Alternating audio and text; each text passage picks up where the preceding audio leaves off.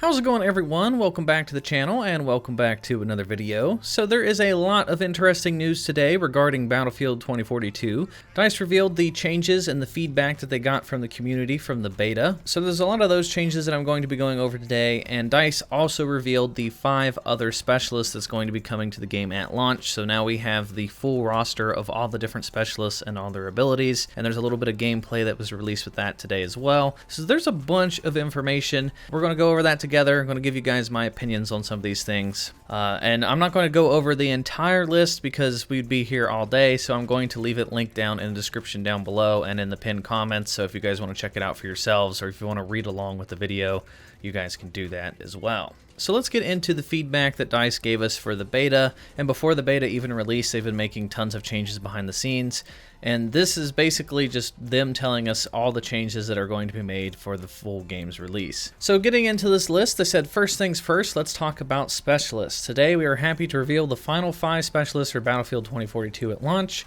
bringing the total to 10. Armed with a unique specialty and trait, we see specialists as the next evolution of the classic Battlefield class system that will not only enable individual players to have a bigger impact, it will elevate teams that cooperate to newer heights. And then they went on to say that during the open beta, we heard some feedback that specialists were limiting teamwork, and we wanted to address this concern head on. There were multiple factors in the play during the open beta that we feel contributed to the perception of how the specialist role contributes to squad play in Battlefield 2042. First, we recognized that numerous improvements to the user interface, identifying between friend and foe, the ping system, and in-game team communication that were missing during the open beta, and are now explained in detail below, are vital to team play. You didn't get to experience all of those, and so today we want to help talk you through the many different changes that you'll experience in the full game. Second, you weren't able to go hands-on with all 10 of our specialists and see them all in action on the battlefield. Now that all the cards are on the table, let us know what you think. So that's all they really say about the specialists in this. There's a lot of changes that we're going to go over today that I think are really good, and this is them basically saying that they're doubling down on the specialists. Now, there's been a lot of community feedback where people just do not like the idea of specialists for a number of different reasons.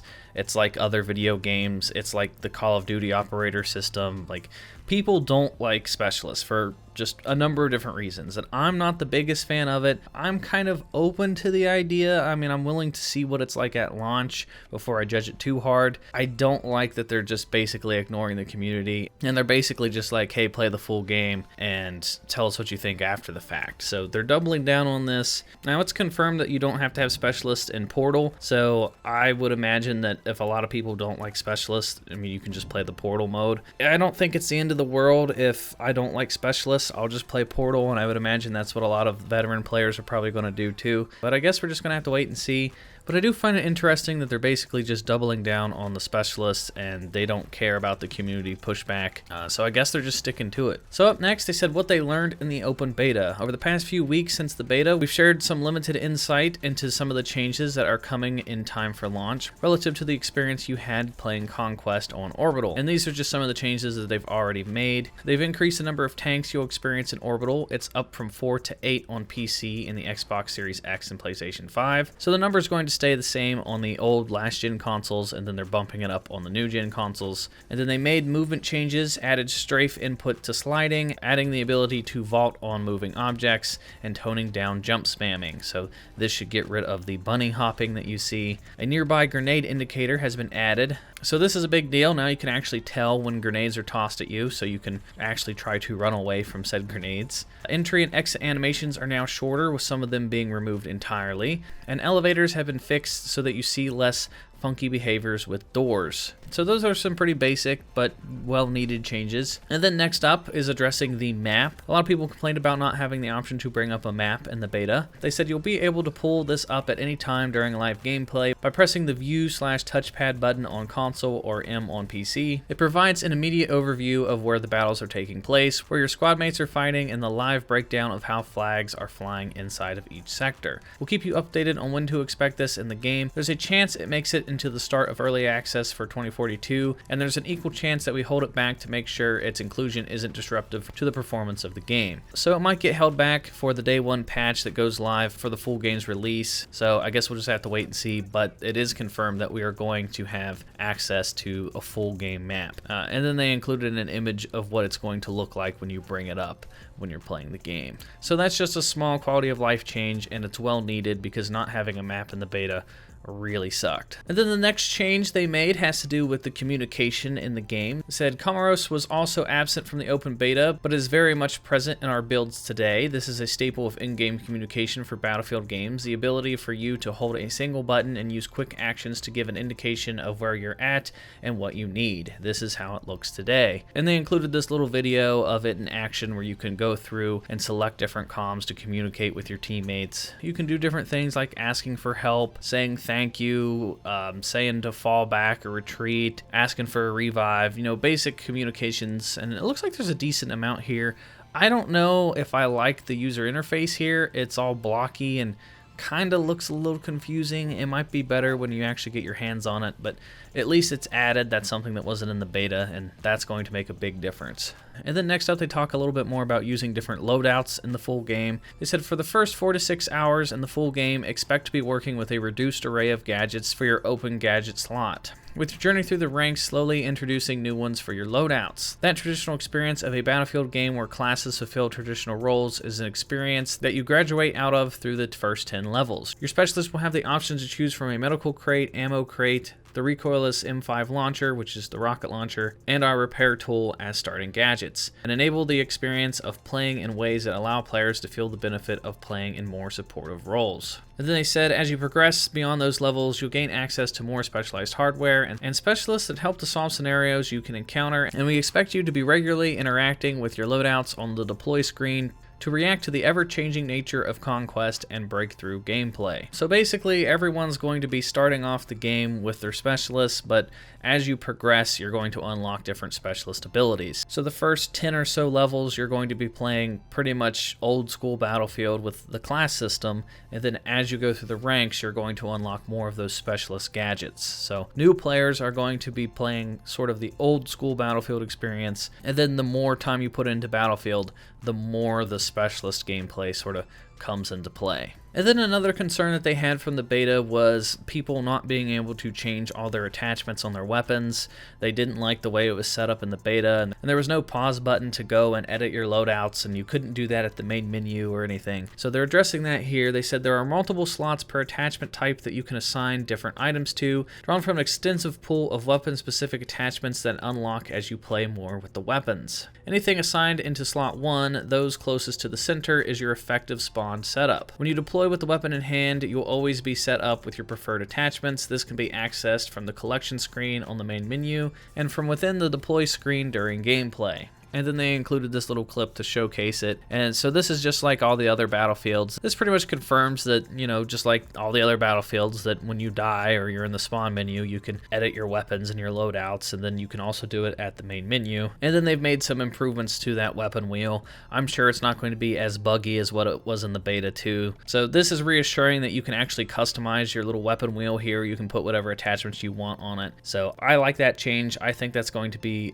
a good thing, and that's something I'm actually looking forward to when the full game releases. So the next thing they address has to do with being able to determine friend from foe. They said, we use the term IFF to describe the approaches we take to ensure that you can always and easily identify between friend and foe. IFF is being improved in our current builds. We've adjusted the behavior of the systems we've used to improve the experience. Our IFF lighting is in the process of being further enhanced to enable enemies to more readily stand out on the battlefield. We're also adjusting the tint that applies to enemy soldiers and made changes to the UI so that when you're inside of 10 meters, an icon is now present above the heads of enemy soldiers, provided they won't be otherwise occluded by terrain or map objects.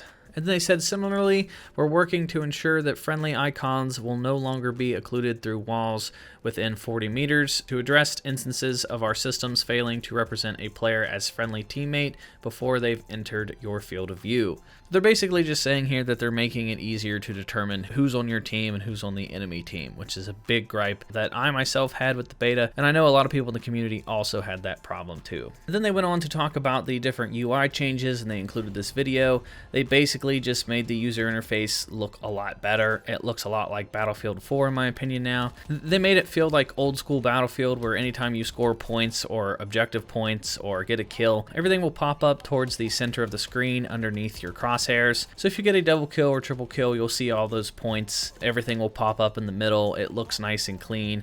They changed some of the text, so now everything's green and orange like it was in Battlefield 4. And overall, I think it just looks better in this clip. I mean, they took some of the feedback people had. I don't think it's perfect here. I think some of the colors are kind of contradicting each other. And they did say that you could change some of the settings in the colorblind settings, so I might have to play with that myself. I just don't like the green and the orange and the like turquoise blue, and like there's so many different colors going on at the same time. I would prefer if all the colors sort of matched like they did in Battlefield 4. I'm okay with like 2 colors going on at the same time, but I don't like 3 or 4 colors going on my screen at the same time. It just looks a little weird to me personally, so I might have to change that. But I do think the user interface looks a lot better than what it did in the beta. And then one of the final points I want to bring up has to do with console players. They said, we've heard your feedback on aim assist strength on controllers, so we've worked to improve this experience, making it more familiar to players who played with us in past titles. Another improvement coming to consoles is the ability for you to engage in text chat for the first time. Now that we're cross-platform, we know how important it is to sustain accessible options for communication, and we've got you covered here. So in the beta, there was like hardly any aim assist at all. So if your aim was kind of all over the place in the beta on console,